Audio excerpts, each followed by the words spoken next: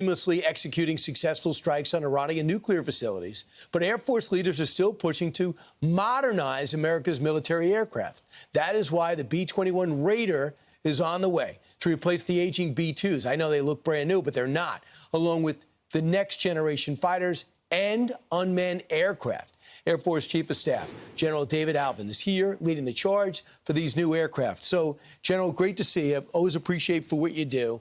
I'm impressed with the B-2. Around the world, they can't believe it. But in reality, the B-2 is 90s technology, correct? It is, and it's been around for a while. It's an impressive-looking platform, and it still performs impressively. But that's due to a lot of hard work from mechanics and airmen who make it work every single day and keep it in the air.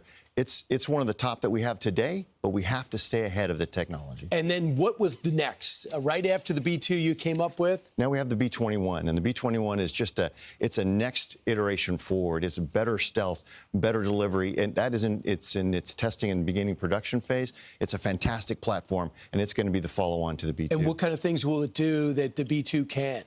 Well, it will be able to penetrate deeper. It'll have more low observability, so it'll be tougher to find. And it will be able to penetrate deeper into enemy airspace and be able to, as we say, put warheads on foreheads anywhere the president might want. So that while we're working on that, the B-21, you're also working on the B-47, correct? F-47, yes. F-47, my bad.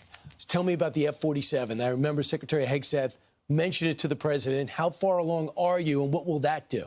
Well, it was a great day this spring when President Trump announced that we were going forward with the F-47. There was a competition that was had amongst industry, and Boeing won the competition. And that program is very far along in what we call the risk reduction phase, where you're learning the new technology, the new concepts, new ways of manufacturing. All those are brand new. And so now we're at the point where we're going to continue the building and the testing. We hope to have one flying within the next 3 years. So, General, we'll get concerned about cost overruns. Mm-hmm. You know, the Gerald Ford aircraft carrier that took forever and cost so much more.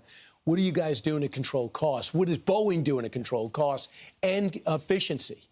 Well, I got to tell you, it's a long story, but it's a good story.